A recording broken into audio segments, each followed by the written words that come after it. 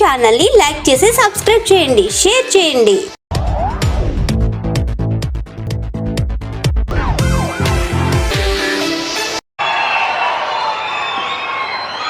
గౌరవ ముఖ్యమంత్రి గారు నారా చంద్రబాబు నాయుడు గారు మన నర్సన్నపేట గ్రామానికి రావడం ఎంతో సంతోషం, ఆనందదాయకం. స్వచ్ఛాంధ్ర స్వర్ణాంధ్ర భాగంగా ఈవేళ మన నర్సన్నపేటకు వచ్చారు. వారు రాక మన అదృష్టం. ఈవేళ గత పాలకులు చేసిన పాపాలు, ఓ పక్క రాష్ట్రాన్ని సర్వనాశనం చేసి అప్పులు పాలు చేయడమే కాకుండా చెత్త నగరాలుగా, చెత్త గ్రామాలుగా తీర్చిదిద్దారు. అటువంటి చెత్తని ఈవేళ తొలగించాలి. ఏదైతే ఈ సమాజంలో ఉండే చెత్తను కలిపి ఏరాలనే ఒకే ధ్యేయంతో రేయింబగళ్ళు వయసుని కలిపి లెక్క చేయకుండా ఈ రాష్ట్రాన్ని అన్ని రంగాల్లో అభివృద్ధి చేయాలనే ఏకైక లక్ష్యంతో ఈవేళ గౌరవ ముఖ్యమంత్రి గారు చేసే కార్యక్రమాలు, దాంట్లో భాగంగా ఈవేళ ఒక అభివృద్ధే కాదు, ఒక సంక్షేమమే కాదు, ఏవైతే సమాజంలో ఉండే రుగ్మతలు ఉన్నాయో అవి పాలదోలాలనే ఆలోచనతో ఈవేళ స్వచ్ఛాంధ్ర స్వర్ణాంధ్ర భాగంగా ఈవేళ ప్రతి 3వ శనివారం ఈవేళ వీటి గురించి కేటాయించి ప్రజల్ని చైతన్యపరిచి ఒక స్వచ్ఛమైన ఆరోగ్యకరమైన ఆంధ్రప్రదేశ్ ఏర్పాటు చేయడానికి ఈవేళ పూనుకునే మన విజనరీ లీడర్ మన చంద్రబాబు నాయుడు గారికి మరొకసారి ధన్యవాదాలు తెలియజేస్తూ, మరి నర్సన్నపేట ఈవేళే కాదు మొదటి నుంచి కలిపి మీకు మన పార్టీకి గుండెలో పెట్టుకొని చూసే పట్టణం ఇది. ఎన్ని కష్టాల్లోనా ఎన్ని సుఖాల్లోనా కలిపి మీ వెనకుండే నడిచే ప్రజానీకం ఈ నర్సన్నపేట ప్రజానీకం అని ఈ సందర్భంగా తెలియజేస్తున్నా. మరి ఇది సందర్భం కాకపోయినప్పటికీ మరి మా వాళ్ళ తాలుగా మా నియోజకవర్గం తాలుగా కొన్ని ముఖ్యమైన విషయాలు తమ దృష్టిలోకి విన్నవిస్తాను.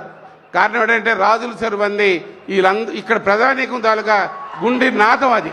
కారణం అంటే ఎన్నో పుణ్య కార్యక్రమాలు, ఎన్నో శుభ కార్యక్రమాలు ఆ చెరువులో జరిగేవి. మరి అటువంటి చెరువు ఇవాళ కలుషితం అయిపోతే తమరు గతంలో ముఖ్యమంత్రిగా ఉన్నప్పుడు మరి 3 కోట్ల రూపాయలు మరి దానికి టూరిజం డెవలప్మెంట్ కింద ఇచ్చారు.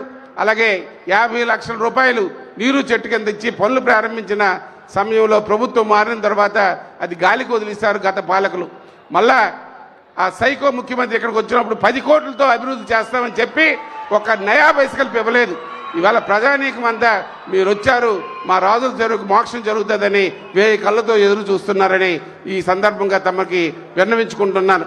అలాగే ఇవాళ నర్సన్నపేట పట్టణం దినదన అభివృద్ధి చెందుతుంది. పాత హైవే ఉంది, కాలు తల వదిలేసి మధ్యలో కొంతవరకే వైండింగ్ చేసి గత పాలకులు విడిచిపెట్టారు. NH to NH మధ్యన ఏవైతే ఉందో ఆ ఓల్డ్ NHని కలిపి డబుల్ రోడ్డు కింద చేసి ఇంప్రూవ్ చేసి సెంట్రల్ లైటింగ్కు ఇవ్వాల్సిందిగా పట్టణ ప్రజానీకం తరపున తమకు విన్నవించుకుంటున్నాను. అలాగే మా అందరి గుండె సప్పుడు స్వర్గీయ ఎర్రన్నాయుడు గారు పేరు మీద ఇక్కడ పార్కు తమరు ముఖ్యమంత్రిగా ఉన్నప్పుడు ఎర్రనాయుడు గారి పేరున 52 లక్షల రూపాయలు ఇచ్చి ఎర్రనాయుడు చిల్డ్రన్ పార్క్ మంజూరు చేశారు. పనులు పూర్తయి ప్రారంభిస్తామని టైంలో ఒక ఫేక్ డాక్యుమెంట్ పెట్టి స్టే తెచ్చారు. ఆ పార్క్ ఉన్నది గొట్టిపిల్లి రెవెన్యూలు ఉంటే వాళ్ళు బొడ్డవలస రెవెన్యూ పేరు పెట్టి ఒక ఫేక్ స్టే తెచ్చి ఆ స్టే ఉన్నప్పటికీ ఎలక్షన్ కోడ్ వచ్చింది. తరువాత ధ్వంసం చేసి ఇవాళ ఆక్యుపై చేయలేని చూస్తే పోరాటం చేశాం. ఇవాళ మళ్ళా ఎర్రనాయుడు చిల్డ్రన్ పార్క్ని పూర్తి స్థాయిలో మా అందరి ఆత్మ, మా అందరి ప్రాణం ఎర్రనాయుడు గారి పేరు మీద మళ్ళా పార్క్ నిర్మాణానికి మీరు నిధులు మంజూరు చేస్తారని మరి మీకు హృదయపూర్వకంగా కోరుకుంటున్నాను. అలాగే ముఖ్యమంత్రి గారు మా అందరి భగీరథులు మీరు బొంతు ఎత్తు బోధల పథకాన్ని 18-19 మధ్యలో మంజూరు చేసి 60% పనులు పూర్తి చేయించారు. ప్రభుత్వం మారిపోయిన తర్వాత ఎక్కడ పనులు అక్కడ ఆగిపోయాయి. ఈవేళ మళ్ళీ ఆ పనులు కలిపి పునఃప్రారంభించబడ్డాయి. అవి ఫాస్ట్ ట్రాక్లో అయ్యి మరి మా ఏదైతే 12,000 ఎకరాలకి నీరు అందించడానికి అది తయారు చేశారో ఆ నీరు చాలా ఇప్పటికీ సుమారు 80% పనులు పూర్తయ్యాయి. మిగతా పనులు పూర్తి చేయడానికి ఎటువంటి ఇబ్బందులు లేకుండా ఫాస్ట్ ట్రాక్లో తమరు చేయిస్తారని ఈ సభాముఖంగా మీకు విన్నవిస్తున్నాను. అలాగే టూరిజం డెవలప్మెంట్, అలాగే ఒంటిమండలం గార మధ్య ఆ వేళ 74 కోట్లతో మీరు బ్రిడ్జి మంజూరు చేశారు. చాలా వరకు 70% పనులు పూర్తయ్యాయి. ప్రభుత్వం మారిన తర్వాత ఎక్కడ పని అక్కడ ఆగిపోయింది. ఇక కేవలం 30% పని ఉంది. ఇవాళ దానికి ఆర్థికమైన సమస్యలు లేకుండా, టెక్నికల్ ఇబ్బందులు లేకుండా సత్వరమే పూర్తి చేయడానికి మీరు అధికారులకి సరైన ఆదేశాలు ఇవ్వాల్సిందిగా తమరికి విన్నవించుకుంటున్నాను. అలాగే మా అందరి చిలకాల వాంఛ, ఈ నియోజకవర్గమే కాదు ఈ జిల్లాలో ఉండే ప్రజానీకం తాలూకు వాంఛ, మాకు శ్రీముఖలింగం అనే పుణ్యక్షేత్రం ఉంది. అది దక్షిణ కాశీగా పిలువబడుతుంది. పురాతనమైన దేవాలయం. దానికి స్టేట్ ఫెస్టివల్ కింద మీరు ప్రకటిస్తారని ఈ సందర్భంగా మా ప్రజానీకం అంతా ఎదురు చూస్తున్నారు. అలాగే తమరు ఎన్నికల ముందు గత ప్రభుత్వంలో కలిపి టెండర్లు పిలిచారు, ఎన్నికల్లో కలిపి హామీ ఇచ్చారు. మడపాము కామేశ్వరపేట లిఫ్ట్ ఇరిగేషన్ పథకాన్ని పూర్తి చేసి దానికి నిధులు మంజూరు చేసి చిరకాల వాంఛైన మా రైతాంగానికి ఆదుకుంటారని ఈ సందర్భంగా నేను మీకు విన్నవించుకుంటున్నాను.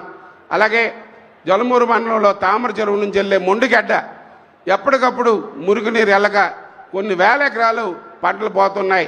అవి కలిపి సంబంధిత అధికారుల దృష్టిలో మరి సంబంధిత అధికారులకు ఆదేశాలు ఇచ్చి ఆ మొండిగడ్డని కలిపి మరి ముంపుడు నుంచి మరి ముందుకు తీసుకెళ్లే విషయాన్ని కలిపి తమరు ఆదేశాలు ఇవ్వాల్సిందిగా కోరుకుంటున్నాను. ఆఖరిగా ఈ నియోజకవర్గం రైతాంగంతో మరి పంటలు పండించే నియోజకవర్గం. ఇక్కడ ఉన్న వాళ్ళంతా రైతు కూలీలు. కానీ వంశధారలో నీరు వస్తే ముంపు మాకు వస్తుంది, నీరు లేకపోతే నీరు ఉండడం పరిస్థితి లేదు. దానికి కారణం ఏంటంటే షట్టర్స్. గత పాలకులు కాంగ్రెస్ ప్రభుత్వంలో 15-20 సంవత్సరాల కిందట పెద్ద షట్టర్స్ కుంభకోణం చేశారు.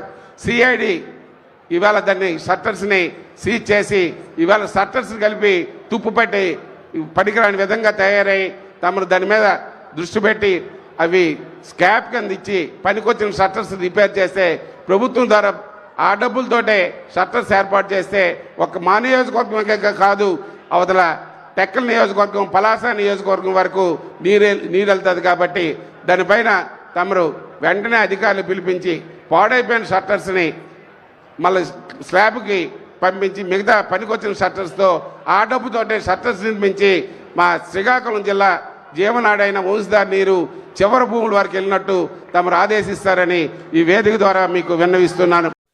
ఇలాంటి పవర్ఫుల్ న్యూస్ కోసం ఇప్పుడే సబ్స్క్రైబ్ చేయండి.